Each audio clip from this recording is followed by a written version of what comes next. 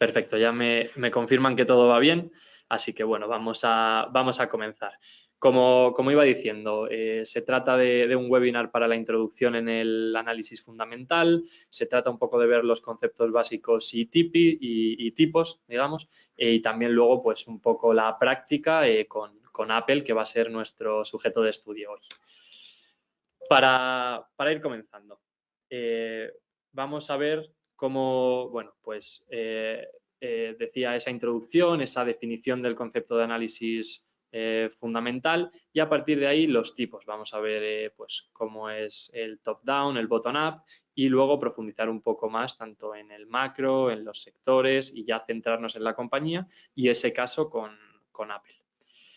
Para lo primero de todo, bueno, el análisis fundamental es una herramienta de valoración que es utilizada frecuentemente por los gestores de fondos, por grandes eminencias como puede ser Warren Buffett y a partir de aquí lo que determina es si una empresa está infravalorada o sobrevalorada. Que una de las frases también más populares de Benjamin Graham y de David Dodd, que son los dos, digamos, padres fundadores de este análisis fundamental, es que un inversor individual debería ser consecuente como inversor y no como un especulador, ¿vale? Entonces, a partir de aquí, centrándonos y yendo a lo claro, el análisis fundamental lo que trata de averiguar es si una acción vale lo que cuesta, es decir, si a lo que te lo están vendiendo es el precio razonable comparado con, pues bueno, esos apuntes y todas esas cuentas y balances. Entonces, ¿qué determina si el valor de la compañía hace referencia a su precio, si está caro o está barato en relación al valor que realmente tiene en lo que son las cuentas? A partir de aquí tenemos dos tipos de análisis, ¿vale? Tenemos un análisis top-down, que lo que trata es, pues bueno, desde el punto de vista económico, empezar desde arriba. ¿Qué quiere decir? Primero va a mirar todo el contexto macroeconómico. Actualmente, pues sería mirar cómo estamos en un periodo de alta inflación, cómo estamos en un periodo en el que los tipos están altos y luego ir bajando y descendiendo escalones hacia dentro de una economía. Por ejemplo, si queremos invertir en España, miraríamos cómo está la economía española, cómo está reaccionando a los datos, cómo está según los tipos del BCE, o si nos vamos a Estados Unidos, pues miraríamos cómo está el paro, cómo está, digamos, por los tipos de la Fed y demás, y ya iríamos descendiendo hacia sectores e industrias. Poniendo el caso de Apple, iríamos en una economía global, miraríamos el contexto macro, iríamos a esa economía local, pues miraríamos, por ejemplo, las noticias más relevantes y actuales, como ese 5,5 de tipos que se ha mantenido allí en la Fed, miraríamos cómo las ofertas de desempleo están aumentando, miraríamos también cómo en ese sector, que es el tecnológico, pues ha funcionado bien tanto en el year to date como en el un año. Como también dentro de la industria pues destaca por ese iPhone que se ha presentado esta semana y luego ya miraríamos en Apple pues un poco cómo funciona la compañía y cómo está distribuida, que es lo que vamos a hacer. Por el contrario, el bottom-up lo que hace es opina que da igual un poco esos factores externos y esos factores económicos, que si una compañía está infravalorada y tiene un valor contable mayor que el precio de la acción, es buena y entonces a partir de ahí es donde va a empezar el sujeto de estudio. Primero empezaríamos viendo si Apple, su valor contable o ese valor teórico está por debajo del de la acción. Si fuese así, iríamos validando, subiendo, diciendo cómo se ha comportado la industria, cómo se ha comportado el sector y, por último, esos factores macroeconómicos, cómo pueden afectar también a ese valor. A partir de ahí, para centrarnos en el análisis macroeconómico, tenemos un análisis que es muy reconocido, que es este PESTEL, que es simplemente pues, lo político, lo económico, lo social, lo tecnológico, todo lo realizado con el medio ambiente y lo legal. Al final es mirar un poco todo lo que puede influir en un valor que no tenga que ver directamente con él, tenerlo todo controlado. Entonces, a partir de aquí, pues en la política podríamos ver toda esa política de, digamos, si estamos en año de elecciones, si no, cómo eso implica y cómo históricamente ha reaccionado el mercado, toda la política fiscal, toda la política en cuanto a las importaciones y las exportaciones. Si nos vamos a lo económico, pues estaríamos con toda esta inflación, que es ahora lo que más está sonando, con todo lo que son los tipos de interés, con el cambio monetario, tanto que escuchamos ese euro-dólar, influye mucho para esas importaciones y esas exportaciones. Luego, si nos vamos un poco más a lo social, pues estaríamos viendo cómo está allí el estilo de vida, cómo están las barreras culturales, cómo de anciana o no anciana es la población allí. Pasaríamos a lo tecnológico, toda esa innovación, cómo está el I+D+I en el país y cuánta inversión se está haciendo. Luego pasaríamos a todo lo que es environmental, que es bueno, pues lo del medio ambiente. Sabemos que hay una crisis climática, sabemos que todas las compañías intentan tirar hacia ese ESG y bueno, ver un poco también cómo les puede influir. Y por último, todo lo legal. Batallas fiscales, todas estas políticas, por ejemplo, como vamos a ver más adelante entre China y Estados Unidos, que tienen esa barrera. Siguiendo, los dos factores también muy fundamentales es el PIB y el IPC, que tanto habréis escuchado, pues un poco también explicaros qué es y cómo puede influir. El PIB no es nada más que el Producto Interior Bruto, lo que produce un país. Y ese PIB per cápita, que es un ratio que a mí personalmente me gusta bastante, al final lo que te hace simplemente es ese PIB que se ha generado, dividirlo entre los habitantes que tienes y sacas un poco ese PIB por habitante. ¿Qué podemos ver en la imagen? Podemos ver pues como Mónaco, Liechtenstein y Luxemburgo tienen un poder adquisitivo bastante grande, aunque en este ratio no se tiene en cuenta, pero tienen un poder adquisitivo generalmente muy grande, crean mucho y tienen, pues sabemos que todos esos beneficios fiscales y aparte residentes son pocos. Entonces, ¿qué quiere decir? Que si los residentes son pocos y encima están generando mucho PIB, ese ratio se va a disparar. Para que tengáis un poco también en consecuencia en valor, podemos ver cómo Estados Unidos está más o menos en 69.000, Qatar, que es el último de esta lista, está en 61.000. Para que posicionéis, España se encuentra ahora mismo alrededor de los 30.000 y mientras que Italia estaría más o menos por unos 40.000, ¿vale? Para que lo posicionéis en la tabla. Y luego, por otro lado, tenemos el IPC. Esto no es nada más que el índice de precios al consumo. Lo que te intenta decir es cómo está creciendo ese costo de vida que tanto escuchamos. Y lo que os he intentado poner por aquí, porque me parece interesante que también sepáis cómo está disgregado, digamos, por sectores, es qué ponderación tiene cada uno. ¿Qué podemos extrapolar de aquí? Podemos ver cómo la alimentación y las bebidas no alcohólicas es lo que más peso tiene. Después viene la vivienda y después viene tanto el transporte como todo lo que es sector hotelero, cafés y restaurantes. ¿Esto qué quiere decir?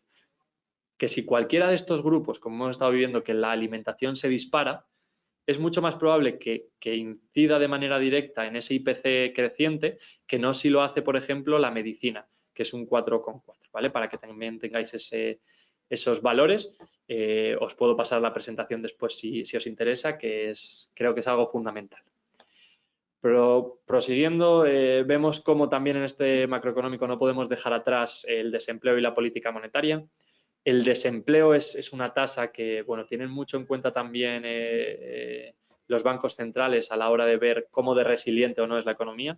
Ahora estamos viendo cómo en Estados Unidos, mientras que los datos de empleo han seguido siendo buenos, la política monetaria ha sido dura. Ahora parece que empiezan a resentirse y parece que ha sido justo cuando ha coincidido con esa parada de los tipos de interés. ¿Qué tenemos aquí? Tenemos como, bueno, pues por ejemplo, Europa se encuentra más o menos actualmente en un 6,6, como pues América del Norte se encuentra un poquito más abajo en un 4,7, aunque ha aumentado lógicamente en este año 2022 y 2023, que también es lo que pretendía la FED. Y por otro lado tenemos esa política monetaria que vemos en los tipos de interés de la FED y del BCE. Actualmente la FED está en un 5,5 y el BCE en un 4,5. El discurso que dio ayer Powell además tampoco es muy preciso, un poco incierto y puede haber más subidas en un futuro cercano, antes de que acabe el año. El siguiente factor, el análisis sectorial. Ya centrándonos en sectores, aquí os he querido ilustrar una gráfica en la cual, pues bueno, podéis ver el rendimiento que ha tenido desde enero hasta ahora estos sectores. Vemos que destaca la tecnología con un 40%, Luego esos servicios de comunicación con un 38, consumo cíclico, en ese entran Amazon, Tesla con un 28, luego industriales, financieros y energía, que energía además en este último mes se ha comportado muy bien por toda esta subida que habréis estado escuchando, pues, y habréis visto también en las gasolineras por el carburante y el precio del petróleo. ¿Qué podemos sacar con esto? Ver un poco qué debilidades, fortalezas, amenazas y oportunidades tiene cada uno de los sectores, ¿vale? Esto en un top-down podríamos decir que en este caso el más interesante sería el de la tecnología, porque es el que mejor se ha comportado, ¿vale? A partir de aquí tenemos lo mismo, pero esto en un año. Cuando veis year to date o ITD, esto implica desde enero hasta septiembre, este one year indica desde el septiembre anterior hasta ahora, ¿vale? Vemos cómo la tecnología se ha comportado un 27. ¿Qué quiere decir? Que ya sabemos que desde septiembre hasta enero la tecnología ha tenido una pérdida de más o menos el 13%, ¿vale? Pero se sigue manteniendo tanto tecnología al alza, la comunicación, esos servicios de comunicación, esa energía y ese financiero.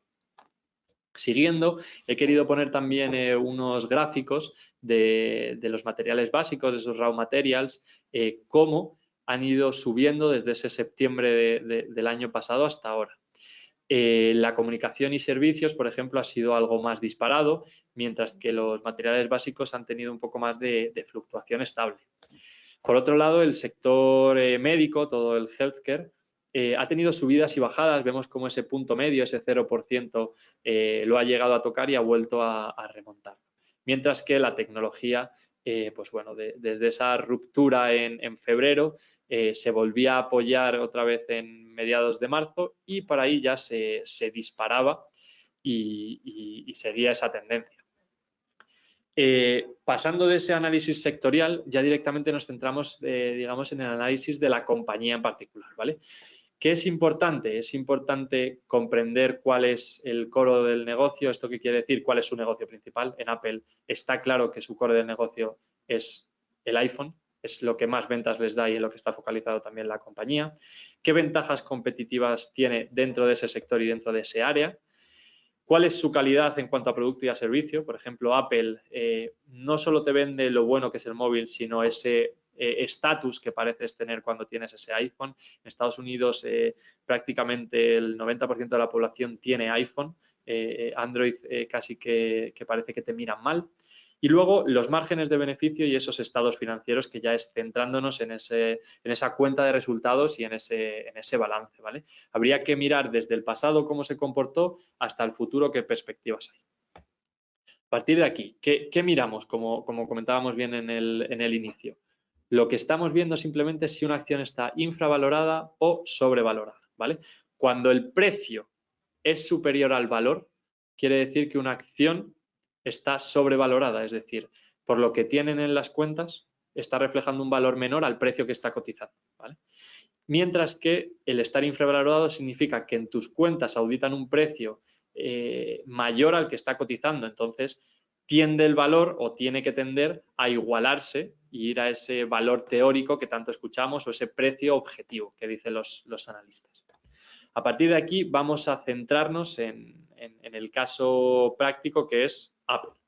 Apple, como bien comentábamos, ¿cuál es el core de su negocio? Los iPhones. Venden muchísima cantidad de iPhone, aparte tienen un margen muy amplio ya que venden más marca que el propio terminal. Hay marcas en su mismo segmento que venden prácticamente el mismo producto o incluso mejor por lo que es ese hardware, pero no tienen esa manzanita que es tan icónica y un sello de reconocimiento. ¿Cuál es la ventaja competitiva? Ese sistema cerrado, ese iOS, ese MacOS, que se conectan entre sí, que no tiene, digamos, competencia en cuanto a que el resto, todos comparten un software o casi todos comparten ese Android, ellos son cerrados, saben en lo que trabajan y se centran en que todos sus dispositivos tengan una interconexión muy, muy buena. Y por último, ese sistema que tienen, que todo lo ofrecen ellos. Mientras que el resto utiliza Spotify, ellos utilizan Apple Music, el resto tiene diferentes plataformas de streaming, ellos tienen Apple TV, tienen Fitness. Al final lo que intentan es centralizar y que todo lo tengas que hacer a través de ellos para crear esa dependencia y ese hábito en el consumidor. A partir de aquí, como bien veíamos ese análisis Pestel, lo vamos a centralizar en Apple para que lo veáis en un caso práctico, ¿vale? En cuanto, por ejemplo, a la política, podemos ver cómo en esa regulación, en esas taxis, en esos impuestos, podemos ver cómo Apple está teniendo problemas también y está entrando, como podréis haber comprobado y si no os informo, ha creado una cuenta remunerada a través del iPhone que simplemente con el Apple Pay y Goldman Sachs han hecho un acuerdo en el que tienes una cuenta remunerada en más de un 4%. Aparte de esto, también está entrando en el sector del automóvil. Todo esto le pone barreras también regulatorias porque entra en otros sectores. Aparte de esto, esas restricciones de importación que está teniendo con China, todo tema un poco esa guerra, digamos, en los impuestos y en los aranceles. En cuanto a lo legal, toda esa propiedad intelectual, el robo de propiedad intelectual, todo ese copias, todo ese pirateo, también les está haciendo batalla. En cuanto a lo económico, estamos viendo ese estancamiento en lo económico general. En cuanto a lo social, cómo intentan pues crear ese estatus que comentábamos de que tener un iPhone te pone un nivel por encima. En cuanto a lo tecnológico, se ven con una barrera desde la muerte de Steve Jobs. Parece que el baremo de Apple ha pasado de innovación con Tim Cook, el nuevo dirigente, a únicamente búsqueda de márgenes, busca cómo saca pues esos cascos, ese Apple Watch, que genera márgenes muy altos, pero no tanto hacia la innovación. Y por último, en lo que es medio ambiente, pues vemos cómo este último iPhone, aunque sea uno de los más caros de la historia, por no decir el más caro, viene sin cargador. ¿Por qué? Porque se supone que es bueno para el medio ambiente, viene con materiales reciclados, un poco también el focalizarse en la sociedad de hoy en día. Siguiendo con esto, quiero que veáis cuál es el plan estratégico de Apple y cómo lo podrías disgregar en un gráfico que creo que es bastante intuitivo, ¿vale? Vamos a comenzar de arriba abajo y de izquierda a derechas. En la izquierda podemos ver cómo son los beneficios que ha obtenido Apple por los diferentes productos. Podemos ver que los iPhone han reportado un 63% prácticamente, cómo los iPads reportan un 7%, los ordenadores, esos Macs, un 9%, todos los tipos de servicios que comentábamos de fitness, de Apple TV, de Apple Music, generan un 14%, que también está poniendo foco la compañía en eso, y el resto de productos generan alrededor de un 6%. Si vamos un poco más a la derecha, podemos ver cómo las unidades vendidas de iPhone no hacen nada más que crecer. Y a partir del 2018, aunque no venga aquí reflejado, se ha multiplicado exponencialmente, creando esa dependencia también. El porcentaje de ventas netas de los Macs ha disminuido un poco hasta 2018 y luego vuelve a crecer. Y bajando abajo vemos cómo ha sido la venta en billions americanos, cómo ha ido increciendo desde el 2016 hasta el 2018 y a día de hoy sigue creciendo por encima prácticamente de los 300 billions. Luego, en cuanto a geografía, dato que creo que es interesante también. En América soportaría un peso del 112, pero en Europa estamos en un 62, mientras que en China, que era su principal barrera y ahora está entrando mucho más, es un 52 y creciendo. ¿Qué quiere decir? Se está expandiendo también hacia ese mercado asiático que era un poco más cerrado años atrás y parece que le está yendo bien la estrategia. Luego también podemos observar las ventas de iPads, que eso sí que han caído. Y luego podemos ver también un poco en este gráfico que vemos AirPods, Apple TV y todo lo que hablábamos, cómo lo que están haciendo es crear productos que no son necesarios, pero te crean esa necesidad. Ese Apple Watch, esas gafas de realidad virtual, esas gafas que están intentando crear para que tengas acceso a tus notificaciones sin tener que salirte. Creo que son avances tecnológicos, no tanto por la innovación, sino como bien comentábamos, por esos grandes márgenes que pueden generar. A partir de aquí vamos a entrar, y no quiero profundizar tampoco mucho, creo que para el día de hoy es clave que sepáis simplemente las bases, ¿vale? De un análisis fundamental en cuanto a lo que se refiere a las cuentas, ¿vale? ¿Y qué vemos en estas cuentas? Lo tengo resaltado en amarillo, ¿vale? Lo primero de todo son esas total net sales, que son las ventas netas de la compañía, ¿vale? Y quiero que os fijéis cómo son mayores en el 2022 que en el 2023, ¿vale? Aparte de esto, vemos como el coste de esas ventas, ese total cost of sales, era mayor en el 2022 que ahora. ¿Qué quiere decir? Han reducido el precio que les cuesta vender cada unidad, ¿vale? Entonces han sido más, digamos, más eficientes a la hora de venderlo. Lo que ha generado que ese margen bruto es mayor en 2023, aunque el total de ventas haya sido menor, ¿vale? Esto también es algo que puedes estudiar y puedes ver cómo la compañía cada vez va siendo más eficiente. En cuanto a los gastos operativos, eso es Total Operating Expenses.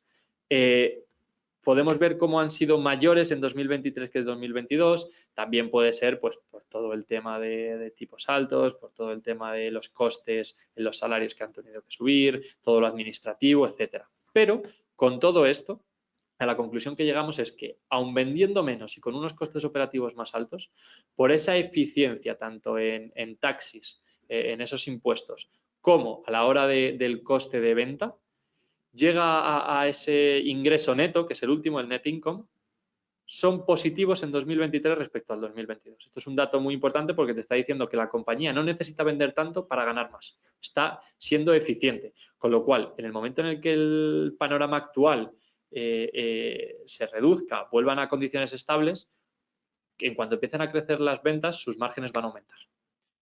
A partir de aquí, también he querido, dentro de este reporte, ver por los diferentes países cómo están, bueno, más bien por los diferentes continentes, cómo están vendiendo, ¿vale?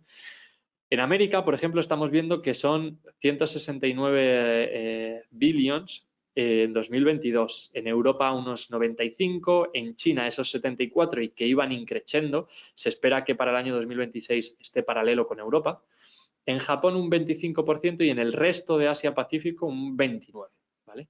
Entonces puedes ver que ya simplemente por geografía estás viendo que en la geografía asiática tienen centralizado muchísimo. Estamos viendo de que es prácticamente un 130. Estaría prácticamente 30-35 por debajo de América, que es su mercado primario. Luego también podemos ver cómo por esos sectores todo ese ingreso operacional que están teniendo y también podemos ver cómo las ventas, pues bueno, en Estados Unidos han sido ese 147, en China un 74 y en el resto de países en el que incluyen pues un poco Oceanía, incluyen Europa, etcétera, ha sido un 172. ¿Qué te quiere decir? Que en el resto de países, excluyendo China, venden prácticamente lo mismo que en solo Estados Unidos. Y por último, lo que quería ver también y disgregar un poco es por producto, para que veáis cómo enfoca ese iPhone. Ese iPhone de un 394, que es el total de ventas, se come un 205. Es una cantidad bastante grande, es más de la mitad, más del 50%. Luego vendrían esos accesorios y esos servicios, los servicios por lo primero y luego esos accesorios que están creciendo cada vez con esta gerencia de Tim Cook que quiere añadir más accesorios, más widgets y sacarles más márgenes. Y por último, rezagados, esos iPads y esos Macs, ¿vale? En total, ¿qué llegamos a ver? En productos se venden 316 billions, en servicios 78 y cada vez quiere ir haciéndolo crecer. Podemos ver cómo comparados con el 2021 eran 297 frente a 68. Luego, en cuanto al coste de venta, podemos ver que el coste de venta de los productos está aumentando más que el de los servicios y que ese coste o ese margen bruto sigue aumentando. Eso es positivo para la compañía. Y por último, vemos como ese net income total sigue creciendo. Podemos ver que el del 20 al 21 ha crecido prácticamente en un 30% y del 21 al 22 sigue creciendo. Entonces, un poco esto es lo general, no quiero entrar tampoco mucho en detalle y el único ratio que voy a ver que creo que puede ser interesante es este price to book ratio. ¿Esto qué quiere decir? Del precio del valor contable comparado con el precio en el que cotiza la acción. ¿Qué estamos viendo? El precio que cotiza la acción es un precio por encima de los 150, rozando los $200. Estamos viendo cómo ese book value per share, es decir, comparando ese valor contable con las acciones que hay disponibles, cuanto más alto ese valor, quiere decir que la compañía pues, bueno, tiene cierto crecimiento y como viendo que ese price to book ratio cada vez es más alto. Es decir, en 2018 estaba más infravalorada la acción de lo que lo está ahora. Entonces, eso es simplemente ver un poco la evolución. Os invito a todos a que hagáis todas vuestras preguntas, todas vuestras cuestiones también aquí en el chat, que creo que es momento para aprovecharlo, y también que llaméis a la entidad y os pongáis en contacto si tenéis interés de ver un poco más ratios, como puedes ver ese PER, ese ROE, y un poco también daros herramientas para que podáis hacer un poco de análisis fundamental, que creo que para una cartera pues a largo plazo o medio plazo puede ser bastante interesante, y más con el contexto económico que tenemos actualmente. Entonces, esto es un poco por mi lado. Ahora es un momento de preguntas y respuestas. Espero a vuestras preguntas en el chat, y también, pues bueno, aquí tenéis tanto el teléfono como el correo, lo que digo, para que mostréis ese interés y poder hacer ese segundo webinar ya profundizando más, que me deis también ideas de qué compañías os gustaría que analizásemos o comparásemos, y un poco esto es todo. Voy a esperar un poco a vuestras preguntas, y si no tenéis cuestiones, pues lo vamos dejando por aquí, pero ahora es tiempo para esas preguntas.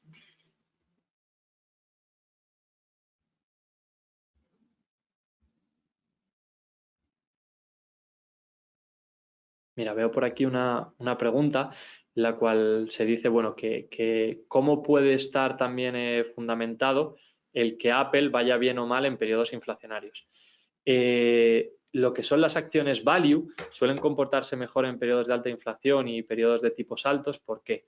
Puesto a que tienen un valor también en activos, suelen invertir en propiedades, suelen invertir en infraestructuras, también depender menos de financiación externa, que sabemos que cuanto más dependes y los tipos más altos, más se encarecen tu financiación, y también un poco por esos dividendos que suelen dar y suelen ser más recurrentes, que le dan valor al accionista, para también decir, pues bueno, merecer la pena el mantenerlo. No sé si tenéis alguna pregunta más, alguna cuestión.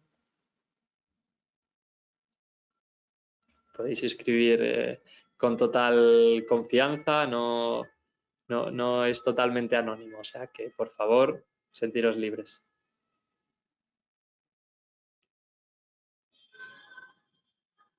Si no, pues bueno, dejo totalmente abiertas las redes y el teléfono, y bueno, pues con cualquier cosa que necesitéis, estamos por aquí como siempre, también disponibles en las oficinas, y nos podéis seguir a través de YouTube, Telegram, LinkedIn, lo que necesitéis. Muchas gracias como siempre, y tener muy buena tarde.